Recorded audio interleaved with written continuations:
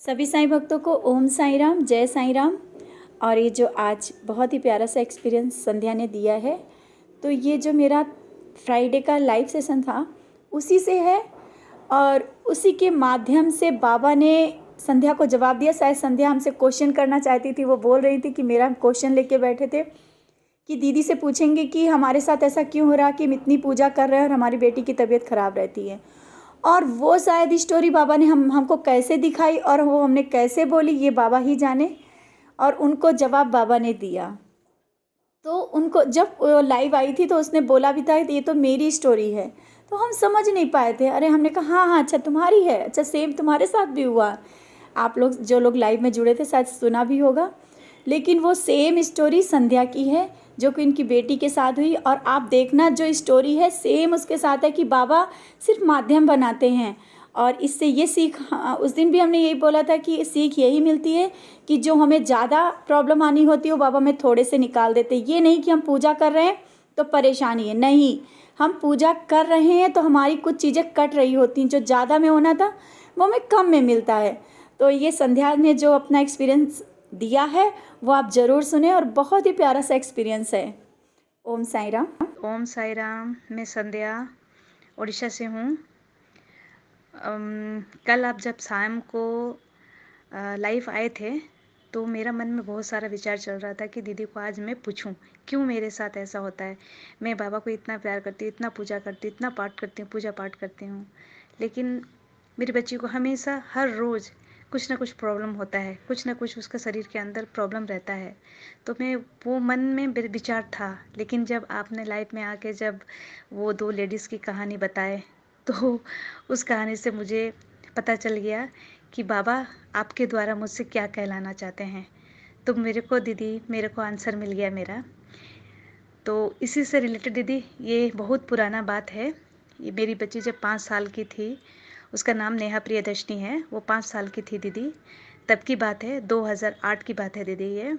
तब मेरी बच्ची को फीवर आया दीदी, मैंने मलेरिया हो गया था। मलेरिया होने के बाद जब हम उसको टेस्ट कराएं तो तब जॉन्डिस आया, लेकिन हमें पता नहीं था कि उसको जॉन्डिस भी है बोल करके। उसी समय अचानक हमारा ट्रांसफ़र हो गया दीदी, विशाखापट्टनम विजयनगरम बोल के एक जगह है, वहाँ ट्रांसफ़र हो गया। तो बच्ची मेरा, उसको फ़ीवर आता था और फ़ीवर आने के बाद एक दिन ठीक रहती थी, दूसरे दिन फ़ीवर आता था। तो हम जिस दिन जाने का था हमको, क्योंकि बच्चे को स्कूल में एडमिशन भी कराना था, तो हम बच्चे को लेके गए। रात को हम हॉस्पिटल बेटी को दिखाई, उसके बाद में सुबह ट्रेन पकड़ के हम विजयनगरम के लिए निकल गए। जब हम विजयनगरम रास्ते पे थे ट्रेन में, तब हमें मैसेज आया कि नेहा को जॉन्डिस है। उसके बाद नेहा का तबीयत इतना बिगड़ चुका था कि मैं बता भी नहीं सकती दीदी। तब मेरी बड़ी बच्ची का एडमिशन के लिए वो एग्ज़ाम लिख रही थी, नेहा मेरी बाहर ही थी, मैं और नेहा बाहर में ही थे।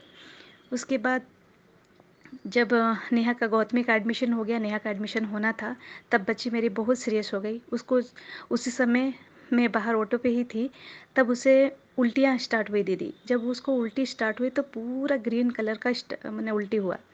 तब जो जो ऑटो वाला था वो बोला कि इनको जॉन्डिस है, बच्ची बहुत सीरियस है, इसको मेडिकल ले जाएंगे। तो हम विजयनगरम में एक हॉस्पिटल लेके गए वहाँ पे। वहाँ जैसे ही हम उनको एडमिशन किए तो डॉक्टर बोले कि बच्ची 50-50 पोजीशन में है। मैंने 50-50 बोले तो जान सकते दीदी, हाँ, है भी नहीं भी है, इस तरह का उसका था। उसके बाद डॉक्टर बोले कि आपको यहाँ आज एडमिट करना पड़ेगा, बच्ची बहुत सीरियस है और आप अभी उड़ीसा जाने का मत सोचिए। लेकिन मेरे दीदी, मेरे हस्बैंड बहुत ज़िद्दी में थे कि नहीं, मेरे बच्चे को मैं उड़ीसा में ही लेके टेस्ट वहीं दिखाना चाहती हूँ, उसी हॉस्पिटल में ही मैं दिखाना चाहता हूँ। लेकिन मैं उनको, डॉक्टर उसके बाद बोले अगर आप बच्चे को ले जाएंगे तो पूरा रिस्क है, बच्चा को बीच में ही कुछ हो सकता है। तो मैं उनको समझाई, नहीं मैं रिस्क नहीं लेती हूँ, मैं इधर ही रहूँगी, यहीं पे बच्ची को मेरा एडमिट करती हूँ। तो दीदी उस दिन हम लोगों ने बच्ची को मेरा एडमिट किया, रात को 11 बजे तक के अंदर एडमिट हो गई। उसके बाद ये लोग दोनों होटल को चले गए, बच्ची, मेरी बड़ी बेटी और मिस्टर होटल चले गए, लॉज चले गए, और मैं बच्ची को लेके आईसीयू में बैठी थी। अचानक दीदी डॉक्टर बोले कि उस समय बच्ची का ऑक्सीजन बिल्कुल कमी हो गया। और उस हॉस्पिटल में उस टाइम ऑक्सीजन का कोई भी अवेलेबल नहीं था। तो जैसे ऑक्सीजन देने का, तो उन्होंने बोला कि बच्ची को यहाँ से विशाखापट्टनम हॉस्पिटल विशाखा में एडमिट करना पड़ेगा, वहाँ रेफ़र करेंगे, तो आप अपने हस्बैंड को बुला लीजिए बोल के बोले। उसके बाद मैं जब फ़ोन की तब फ़ोन भी नहीं लगा दीदी उनको बिल्कुल भी। उसके बाद मैं डॉक्टर ने भी मुझे फ़ोन दिया कि आप इससे करो बोल के, मैं उससे भी करी तो उनका फ़ोन नहीं लगा दीदी। और मेन बात यह थी कि दीदी वो जो लॉज में रही थी, मैं जो रुकी थी, क्योंकि हम तुरंत लॉज जाके मैंने तुरंत लॉज जा कर के सामान रख के बस मैं बच्ची को हॉस्पिटल लेके आई थी दीदी। और मुझे लॉज कहाँ है, कैसे जगह में है, मुझे पता नहीं था। बस एक बात याद था कि वो पुराना बस स्टैंड के पास वो लॉज है। दीदी इतनी रात को 12:30 बजे मैं क्या करूं, कैसे जाऊं वहाँ। तो यहाँ से मेरा बाबा का परीक्षा स्टार्ट होता है और यहाँ से बाबा मेरे को दर्शन देते हैं। तो मैं उसी हॉस्पिटल में एक लड़का था, उसको मैं बोली कि उसी समय वो लड़का मुझे दिखा, तो मैं बोली कि बाबू आप क्या, मुझे बच्ची का हालत बहुत ख़राब है, आप मेरे हस्बैंड के पास मुझे लेके चलेंगे। तो उन्होंने आगे नहीं पीछे नहीं देखा, वो बोला कि ठीक है मैं लेके जाऊंगा आपको, लेकिन आपके हस्बैंड कहाँ हैं। तो मैं बोली कि मुझे भी पता नहीं है वो कौन सा जगह में है, लेकिन इतना पता है कि वो पुराना बस स्टैंड है बोल करके। दीदी वो बोले कि वो तो बहुत सारा होटल है, कैसे खोजेंगे। मैं बोली आप चलिए, बाबा ज़रूर, भगवान ज़रूर हमारा रक्षा करेंगे, आप चलिए बोल के मैं उनको बोली। उसके बाद दीदी हम गए पुराने बस स्टैंड की ओर ही जा रहे थे। अचानक दीदी जिस जगह पे हम रुके थे उस जगह बहुत लाइट दिखाई दिया दीदी, मुझे बहुत लाइट दिखाई दिया। तो मैं बोली कि आप यहीं पे गाड़ी रखो, यहीं पे है वो बोल के बोली। तो वो लड़का भी मुझे अकेला नहीं छोड़ा, लेके ऊपर गए, हम दोनों ही ऊपर गए। जाने के बाद हम जब डोर लॉक किए तो दोनों बहुत थके हुए थे, सोए थे, लेकिन हमारी बड़ी बेटी सोई नहीं थी, क्योंकि दीदी उसी दिन उसका बर्थडे भी था। तो वो सोई नहीं थी दीदी। उसके बाद हमने लॉक किया तो वो उठे नहीं, तो बहुत गौतमी बोली मम्मी पापा कोई तो आए हैं, खोलिए। तो बोले नहीं नहीं तुम्हारा कान बज रहा है, वो कोई नहीं है। तो फिर भी लोग जब फिर से लॉक हम किए तो उन्होंने दरवाज़ा खोला। खोलने के बाद मैं उनको बोली कि हमारी बच्ची बहुत सीरियस है, उसको रेफ़र कर रहे हैं, जल्दी चलिए। तो फिर हम देखे दीदी, यहाँ से हम नीचे उतरे, मेरे हस्बैंड, वो जो लड़का था हमारे साथ जो आए थे बाबा, उनको धन्यवाद भी बोले। मेरे को धन्यवाद बोलने का नहीं बोल पाई दीदी, वो वहीं से गायब हो गया, मुझे दिखाई भी नहीं दिया बिल्कुल भी। फिर भी मैं उस हॉस्पिटल में जाके उनको बहुत खोजी, वो नहीं मिले मुझे। ये कोई नहीं, बाबा ही थे जो आए थे मुझे रास्ता दिखाने के लिए। हाँ दीदी, उसके बाद मैं बच्ची को लेकर के गई दीदी। ये मेरा पहला चमत्कार था, पहला अनुभूति था जो कि मुझे बाबा दिखे, मेरे सामने थे। मैं उनको धन्यवाद तक नहीं बोल पाई दीदी। उसके बाद मैं बच्ची को विशाखा हॉस्पिटल में लेके गई। वहाँ भी डॉक्टर ने बोला कि ये 50-50 चांस है। बच्ची को मेरे एडमिट किए। उसके बाद सेम उसका एक जिस रूम में मेरी बच्ची को थे, उसके दूसरे रूम में एक 3 महीने की बच्ची थी, जो कि हमारी बेटी जैसे जिस रोग से ग्रस्त थी दीदी, सेम उस बच्ची को भी जॉन्डिस प्लस मलेरिया था दीदी। वो बच्ची वेंटिलेटर पे थी, एक बीच में कर्टन डाला था, बच्ची उस साइड थी, मैं इस साइड थी, बच्ची को लेके, मेरी बेटी को लेके। तो उस समय एक फादर आए, उस बच्ची को प्रेयर करने के लिए आए। तो मेरा मन में आया कि मैं भी फादर को जाके बोलूँ कि मेरी बच्ची को मेरे बच्चे के लिए भी प्रेयर करे बोल के। तो दीदी जैसे ही वो फादर प्रेयर करके जाने के बाद नीचे ही गए थे, मैं उनके पीछे गई थी, तो नीचे से रोने की आवाज़ आई। तो दीदी वो बच्ची नहीं रही, वो बच्ची चली गई दीदी। तो हमें तुरंत वहाँ से शिफ्ट करके दूसरे रूम में रखा गया। उसके बाद क्या हुआ कि डॉक्टर बोले कि नहीं, बच्ची को मने अब ऊपर वाला ही बचा सकता है, वो पूरा 50-50 चांस है बच्ची का बचना। फिर भी हम एक रिस्क लेना चाहते हैं, उसका पूरा ब्लड चेंज करके उसको दूसरा ब्लड हम डालेंगे, लेकिन इसमें रिस्क होगा बोल के बोले। तो दीदी हमारे लिए बहुत डरने की बात थी दीदी। और एक मेरी एक दोस्त थी जो कि दीदी वो भी भुवनेश्वर में थी, वो विशाखापट्टनम आ चुकी थी दीदी। वो चाहती थी कि संध्या कैसे करके भी मेरे पास आए, तो बाबा मुझे को इस तरह से वहाँ बुलाएं दीदी। उसके बाद में हमारे को हॉस्पिटल में बिल भरना था, बिल भरना था, तो उस समय एक साथ इतना पैसा नहीं आने का था। मैंने कितना, एक दिन में आपको 40, एक एटीएम में आपको 40,000 ही आ सकता था ना, उसके लिए तो मुझे और पैसे की ज़रूरत था। उस टाइम 75 का समथिंग ज़रूरत थी दीदी। तो मैं रात को अपने फ्रेंड को कॉल की, वो फ्रेंड को कॉल करी दीदी, तब उनका घर में उनकी मम्मी का हालत ठीक नहीं था, उनका मामा को कैंसर था। तो उसी दिन वो अपनी मम्मी को चेन्नई भेजी थी कैंसर ट्रीटमेंट के लिए। तो मैं उनको फ़ोन की कि मीनू मुझे इतना पैसा की ज़रूरत है, आप मुझे हेल्प करो बोल के मैं बोली। तो दीदी देखिए, ये भी चमत्कार है दीदी कि उस टाइम उनके अकाउंट में बिल्कुल भी, जब उनकी मम्मी गई तो उतना पैसा नहीं था, पैसा बिल्कुल नहीं था उनके अकाउंट में। लेकिन जब मैं फ़ोन की कि मैं बोली कि मीनू मुझे पैसा चाहिए, तो बोली कि वो भी बाबा की भक्त है दीदी, बहुत बड़ी भक्त है। तो वो बोली संध्या मैं देखती हूँ, अभी तो माँ के लिए मैं गई थी, मुझे नहीं मिला, फिर भी देखती हूँ, ट्राई करती हूँ। दीदी जब उसने एटीएम चेक किया तो दीदी उसका एटीएम में पैसा था दीदी, था। फिर उसने मुझे पैसे निकाल करके, दोनों हस्बैंड वाइफ रात को 1-2 बजे आके मेरे पास आके दीदी पैसा मुझे दिए, मैं डिपॉजिट की। फिर मेरी बच्ची उस हॉस्पिटल में दीदी 5 दिन रही। 5 दिन वहाँ रहने के बाद डॉक्टर जब बोला, तो हमने बोला कि नहीं, हम अपने बच्चे को दूसरा हॉस्पिटल ले जाएंगे। तो वहाँ से दीदी वो हमारे को एक भगवान के रूप में आए थे दीदी, बाबा के रूप में ही मेरी फ्रेंड और उनके हस्बैंड आए थे दीदी। तो उन्होंने डॉक्टर से बातचीत किया, मीटिंग हुए, सब हुआ। उसके बाद बोला कि नहीं, हम दूसरे बच्चे को मैं दूसरे हॉस्पिटल में लेके जाना चाहती हूँ बोली। उसके बाद उन्होंने मुझे फ़ाइल कुछ भी नहीं दिया, कोई भी फ़ाइल नहीं दिया, हम उसी बच्चे को लेकर के आ गए। आने के बाद अपोलो हॉस्पिटल दीदी, अपोलो हॉस्पिटल में वहाँ के जो डॉक्टर, मेन डॉक्टर थे, किडनी के डॉक्टर थे वो, उन्होंने बोला कि मैं 3-4 साल की बच्ची को, सेम केस, आपकी बेटी का जो भी केस है वो सेम केस से हम लोग उसको ठीक किए हैं, और आप ले आइए बच्ची को।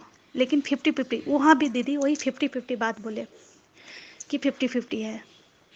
तो दीदी वहाँ पे अपनी बच्ची को लेके गई, और फिर मेरे जो फ्रेंड थी मीनू, वो बाबा की बहुत बड़ी भक्त है दीदी, वो मुझे एक फ़ोटो विभूति दी दीदी।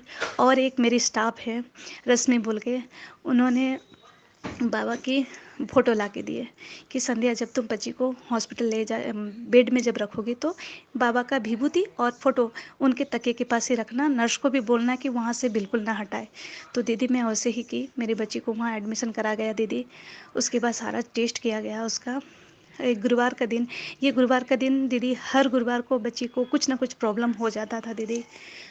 उसके बाद जब नेहा को हॉस्पिटल में एडमिट किया गया, करने के बाद 2 दिन के बाद सब लोग, मैंने जो हस्बैंड थे हमारे, वो अपने क्लब के अपने स्टाफ के पास चले गए वहाँ रहने के लिए। मैं अकेली बैठी थी। तो उस टाइम क्या हुआ दीदी, अचानक जितने सिस्टम चल रहे थे अचानक बंद हो गई दीदी। बंद हो जाने के बाद नर्स मुझे बाहर जाने के लिए बोले कि इमरजेंसी है मैडम, आप बाहर जाओ बोल के। तो मैं बाहर आ गई। उसी बीच सारे डॉक्टर आ गए। आने के बाद बोले कि नहीं, आपके हस्बैंड को बुलाइए बोले। मैं हस्बैंड को बुलाई, तो हमारे सारे स्टाफ भी आए हुए थे उस टाइम, सब लोग आए हुए थे। तो दीदी उस टाइम क्या हुआ ना, नेहा का अचानक उसका सांस रुक गया था दीदी। तो डॉक्टर ने आके बोला कि आपकी, जो मेन डॉक्टर थे हमारे हार्ट के, उन्होंने आके मिस्टर को बोला कि आपकी बच्ची नहीं है, अब इस दुनिया में बच्ची नहीं है। आप हॉस्पिटल का कितना खर्च होता है आप दे करके आप बॉडी ले जाइए बोल के, ऐसे बोल के बोले दीदी। तो मुझे विश्वास नहीं था कि दीदी, मुझे पूरा विश्वास था कि मेरी बच्ची है। बाबा को मैं नहीं जानती थी इतना दीदी। उस समय 2008 में 7 से थोड़ा थोड़ा जानना स्टार्ट की थी बाबा को, लेकिन मैं नहीं जानती थी बाबा को। फिर भी एक जाप था मेरा। तो मुझे विश्वास नहीं था कि दीदी, मुझे पूरा विश्वास था कि मेरी बच्ची है। बाबा को मैं नहीं जानती थी इतना दीदी। उस समय 2008 में 7 से थोड़ा थोड़ा जानना स्टार्ट की थी बाबा को, लेकिन मैं नहीं जानती थी बाबा को। फिर भी एक जाप था मेरा, ओम साई, श्री साई, जय जय साई। बस मैं दीदी यही जाप किए जा रही थी, नहीं मेरी बच्ची है, मेरी बच्ची है, मेरी बच्ची है दीदी। और देखिए फिर मैं सारे डॉक्टर्स के पास जाके दौड़ के मैं अंदर जाके दीदी सारे डॉक्टर्स को हाथ पकड़ के मैं बोली हूँ, विनती की हूँ, मेरी बच्ची है सर, आप फिर से ट्राई करो। फिर हमारे जो स्टाफ थे रस्मी, वो जा कर के बोले कि सर आप इतना चेष्टा किए, इतना इतना दिखाएं दीदी, आप इतना चेष्टा किए हैं सर, और एक बार आप कोशिश करिए सर, वो बच्ची है हमारी, आप कोशिश करिए सर। उसके बाद सब डॉक्टर मिल कर के हमारी बच्ची को करंट देते हैं ना दीदी, उनको 7 टाइम करंट्स दिया गया था दीदी। 7 टाइम करंट्स देने के बाद उसको लाइफ, उसका जो दीदी करंट जब उसको 7 टाइम्स 1 आवर हो गया था दीदी, न्यूज आने के बाद 1 आवर हो गया था उसको। जब करंट 7 टाइम दिया गया तो उसको ऑटोमेटिक दीदी जितना भी हमारा सिस्टम ऑफ हो गया था सब ऑन हो गया दीदी, सब ऑन हो गया, ऑटोमेटिक पूरा सिस्टम ऑन हो गया। उसके जो हमारे जो मेन डॉक्टर थे ना सर दीदी, डॉक्टर रंगनाथम सर, उन्होंने सर नहीं आया, क्योंकि वो बोले मेरी बच्ची भी 5 साल की है, मैं उस बच्ची को नहीं बचा पाया, मैं नहीं जाऊंगा। दूसरे 6 डॉक्टर को उन्होंने भेज दिया था, वो खुद नहीं आए थे। वो बहुत दुखी हो गए थे कि मैं अपनी बच्ची जैसा बच्ची को नहीं बचा पाया, मैं नहीं जाता हूँ बोल के वो नहीं आए थे सर। बस 6 डॉक्टर ही उनके पीछे लगे थे, नेहा के पीछे। जब दीदी सिस्टम अपने आप ऑटोमेटिक जब ऑन हो गया दीदी, तो सबने बोला कि ये मिराकल है, मिराकल है, ये मिराकल हो गया बोल करके सबने बोला दीदी। सच में ये बाबा का मिराकल था कि बाबा मेरा बच्ची को फिर से जीवन दान दिए दीदी, फिर से जीवन दान दिए मेरी बच्ची को। उसके बाद से दीदी जिस दिन बच्ची को जीवन मेरा होश आ गया, फिर से वो रीबर्थ, जब उसको रीबर्थ हुआ दीदी, उसके बाद उसको वेंटिलेटर लगाया गया दीदी। उस दिन से उसको वेंटिलेटर लगाया गया था। पूरा 2 महीना मेरी बच्ची वेंटिलेटर पे थी। हर गुरुवार को दीदी मैं, हर गुरुवार को हर दिन दीदी आईसीयू में बैठ के एक एक बॉडी, एक एक लाश देखती थी दीदी, एक एक लाश देखती थी। क्या बोलूँ दीदी, नेहा का जैसे केस था ना दीदी, जॉन्डिस प्लस मलेरिया, वैसे 3 लोगों को था दीदी। मेरे आंखों के सामने 3 लोग, एक 45 ईयर्स के लोग मेन थे, आदमी था दीदी, वो मेरे आंख के सामने वो चला गया। मैं देखी दीदी खुद, मेरी बेटी का जो केस था, जो बीमारी था, सेम उसको वही बीमारी था, वो मेरे आंखों के सामने चला गया। और एक बच्चा था 10-12 साल का, वो बच्चा मेरे आंखों के सामने गया। तो दीदी ये सब मैं देखते देखते आई हूँ। तो दीदी मैं बहुत रोती थी, जब किसी का बॉडी जाता था तो छत के ऊपर जाके हॉस्पिटल के ऊपर बहुत रोती थी दीदी, बहुत रोती थी। उसके बाद नेहा ऐसे ही वेंटिलेटर पे 2 महीना रही। उसके बाद डॉक्टर ने बोला कि देखिए आपकी बेटी, हम दोनों को बुला के मीटिंग करें, बोले कि सारे बुक्स निकाल के दिखाई दीदी, देखिए आपकी बच्ची के लिए हम सारा मेडिसिन, सारा चीज़ हम करके देख रहे हैं, फिर भी आपकी बच्ची अपने से सांस नहीं ले रही है। अपने से उसको सांस लेना है, अपने से उसको सांस लिए तो मशीन उसको कितना दिन उसको सांस देगा, वो खुद से सांस लेना है। बस ऊपर वाला है, अगर वो कर सकता है तो सब कुछ कर सकता है, बस ऊपर वाला का भरोसा है और कुछ भी नहीं है बोले। वो बताए हमें कि हमने सारा मेडिसिन देखा, करके दिखाया, लेकिन अभी तक कुछ भी बच्चे को असर नहीं है। तो वो बोले आप बाबा से, वो बोले कि भगवान से आप प्रेयर करो, नहीं तो आपकी बेटी का गला है ना दीदी, गला के नीचे राउंड से पूरा कटिंग होता था दीदी। उसको काटने के बाद वो जो मुंह पे लगा था वेंटिलेटर, वो उस जगह पे लगाते थे, गले पे लगाते थे, और उससे बच्ची आपकी ठीक हो जाएगी। लेकिन आपकी बच्ची का, वो जैसे जैसे बच्ची बढ़ेगी उसका वॉइस चला जाएगा, उसका आवाज़ चला जाएगा दीदी बोले। तो ये भी रिक्स था। तब हम दोनों मिल कर के बाबा को बुलाए कि बाबा, उस टाइम मैं बाबा को तो नहीं जानती थी, लेकिन भगवान बोल के बोली, बाबा शाही, मैं तो आपको नहीं जानती हूँ, लेकिन आप जितना जानती हूँ, आप मेरे बच्ची को कोई चमत्कार कर सकते हैं। देखिए दीदी, दूसरा दिन ऐसा हुआ कि डॉक्टर खुद हमें बुला करके बोले, कॉन्ग्रेचुलेशन, आपकी बच्ची खुद से सांस लेने लगी है। तो दीदी ये मेरा कहानी है दीदी। उस दिन से मेरी बच्ची अब तक ठीक है दीदी, लेकिन रोज़ कुछ ना कुछ उसे बीमारी आते रहती है। बस जो कि कल आपका मैसेज से मुझे आंसर मिल गया दीदी। ओम साई राम।